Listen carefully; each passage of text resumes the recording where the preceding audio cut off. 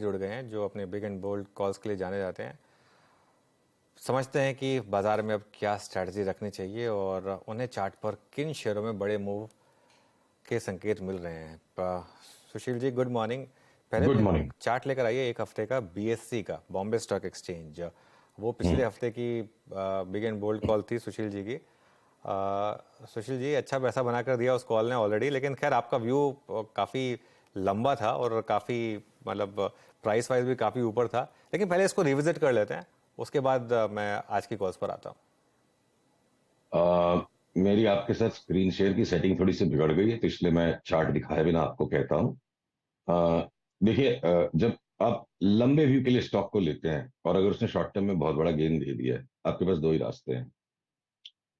आपको कोई डिसीजन अगर लेना है कि मैं टेम्पररी टेक प्रॉफिट करूं या नहीं करूं, तो कॉस्ट ऑफ डिसीजन अगर कैलकुलेट करना संभव हो, कोई आपको स्विंग पॉइंट मिल रहा है तो कॉस्ट ऑफ डिसीजन कैलकुलेट हो जाएगा कि भाई मैंने एक बार यहाँ बेच दिया और उसके बाद भी इसके ऊपर चला गया तो मैं वापस ले लूंगा। और कॉस्ट ऑफ इनडिसीजन है कि अगर मैं कोई डिसीजन ही नहीं लेता हूं तो यहां से भी 700 रुपये और मिलेंगे। तो अगर cost of indecision is much cheaper than the cost of decision, तो हम खड़े रहेंगे।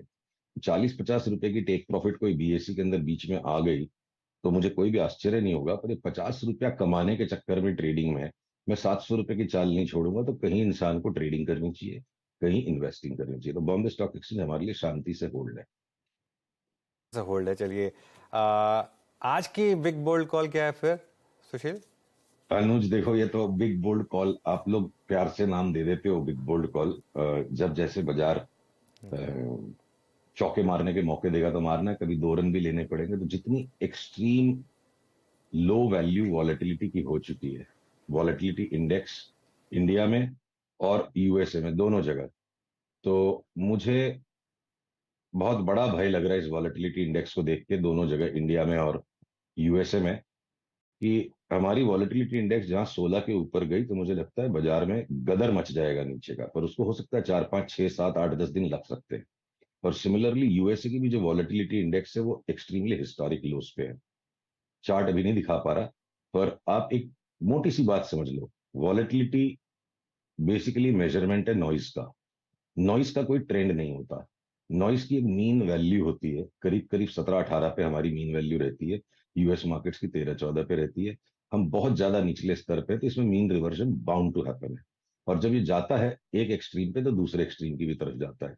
तो मैं ये अनुमान लगा के चल रहा हूँ कि जितने भी बी ग्रुप ए ग्रुप जैसी भी जो तेजी चल रही है, कभी इंडेक्स से निकल गए, छोटे स्टॉक्स में घुस गए, 16 के ऊपर इंडिया विक्स जाते ही इसमें 32 तक का शूटअप आ सकता है। ऐसे पैटर्न्स हैं। तो ये आज की एक बिग कॉल से ज्यादा है कि बिग चेतावनी समझ के चलिए। उसको 5 दिन लगे, 7 दिन लगे, 8 लगे, मैं नहीं कह सकता।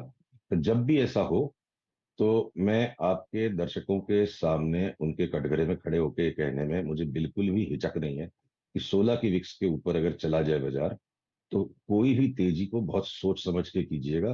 बाजार बहुत धड़म से नीचे आ सकता है उसके बाद। 11.97 की विक्स अगर 16 के ऊपर जाती है तो एक बार फिर से सर से बात करेंगे सुशील जी से, लेकिन उसके बाद स्थिति का जो स्थिति होगी उसका उसकी पुष्ट मतलब उसके बारे में एक आपको संकेत दे चुके हैं सुशील जी। अच्छा सर, अर्निंग सीजन हमारा आप देख ही रहे हैं। I mean Kotak Mahindra bank के नंबर्स आए, उसके बाद वो प्रॉफिट टेकिंग में चला गया।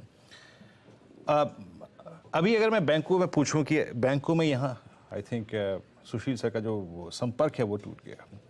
जैसे ही एक बार फिर से स्थापित होता है उनसे बात करने की कोशिश करेंगे। मेरा जो प्रश्न था वो तो बैंकों में था कि बैंकों में यहाँ से आगे लीड कौन करेगा। बहरहाल इस बीच निफ्टी ने अभी अभी एक इंटरडे हाई जो फ्रेश क्रिएट किया था, इट वाज 18,180, और बैंक निफ्टी ने जो इंटरडे हाई क्रिएट किया था इट वाज 43,468। तो दोनों ही इंडिसेस अपने जो याद रखिएगा, अगर आप मंथली को भी देख लें और वीकली को भी देखें तो 18,200 की ही कॉल सबसे बड़ा ओआई होल्ड करती है, और उसके बाद कोई भी कॉल अगर कोई सब्सटेंशियल ओआई होल्ड करती है तो इट्स 18,500 और 43,500। तो दोनों ही इंडिसेस जो हैं वो कॉल राइटर्स के जोन के पास हो क्या है, और मारुति का वो जो स्विंग था वो और अच्छा होता हुआ। अच्छा सुशील सर फिर जुड़ चुके हैं। सर बीएससी की बात हुई अभी यहाँ पे और आपने विक्स का जिक्र किया। बैंक निफ्टी ने इस पूरे बाजार को लीड किया है, हालांकि वक्त बे वक्त प्रॉफिट बुकिंग भी आती रही। अभी भी क्या लगता है आपको, यहाँ से अगर बैंक निफ्टी को और चलना है तो लीडरशिप किसके हाथ में रहेगी, कौन डिलीवर करेगा? देखिए, आपके प्रश्न में आप मुझे पहले ही एक अजम्पशन करने के लिए बाध्य कर रहे हो कि अगर इसे और चलना है। और मैं जिस माइंडसेट से चार्ट्स को देख पा रहा हूँ, या जो चार्ट्स मेरा माइंडसेट जो क्रिएट कर रही हैं, कि बैंक निफ्टी जो अभी भी इठला रही है, अभी भी जो ये थोड़ा स्ट्रेंथ हमें दिखा रही है, इसमें सिर्फ कोटक महिंद्रा बैंक और एसबीआई के कारण रस बना हुआ है। आईसीआईसीआई बैंक हो या एचडीएफसी हो, ये बाकी मोमेंटम के साथ साथ इसे पुश बस साथ करते जा रहे हैं। तो अगर ये बाजार में रिवर्सल आया, जिसकी मुझे काफी अब चिंता है, तो मुझे लगता है सबसे ज्यादा ये बड़े बैंक्स गिरेंगे। तो कोटक महिंद्रा और एसबीआई इस स्ट्रेंथ में लैगार्ड्स हैं, और इन दोनों की वजह से लास्ट लास्ट में बैंक निफ्टी में अभी भी स्ट्रेंथ बना हुआ है। मुझे यहां से नहीं लगता है कि कोई बैंक निफ्टी इस भाव से नया लेके 1000, 2000, 3000 पॉइंट कमा सकता है। ये लास्ट लास्ट की चमक बची हुई लगती है। तो हम इंतजार में हैं कि कब कंफर्म रिवर्सल मिले और हम इसे बेचेंगे। देखिए, अप ट्रेंड लाइन टूटने के बाद बस खाली हम उसे रिक्लेम करने की कोशिश करें, और पूरा रैली स्ट्रक्चर है। तो बैंक निफ्टी में मैं तेजी बनाने के लिए कोई नए बिंदु नहीं खोज रहा हूं। मैं इस इंतजार में हूं कि कब मैं इसको बेच पाऊं सफलता के साथ। सुशील सर, कोई लास्ट मतलब कोई स्टॉक्स जो आपके रेडार पर हो इस समय, लॉन्ग या शॉर्ट? देखिए, बहुत सारे बी ग्रुप के स्टॉक्स है जिनमें क्या है, उनका नेचर ऐसा है कि वो 20-20%, 30-30% की चाल 7 दिन में दे देते हैं। मतलब लो ओनरशिप है। अब अगर आईडीबीआई जैसा स्टॉक मैं कहूँ यहाँ से अब बढ़ जाएगा 7 दिन में, तो हमारा इरादा वो नहीं है। अब 6 महीने के लिए लेके बैठो, डबल हो जाएगा निफ्टी, चाहे कहीं भी जाए।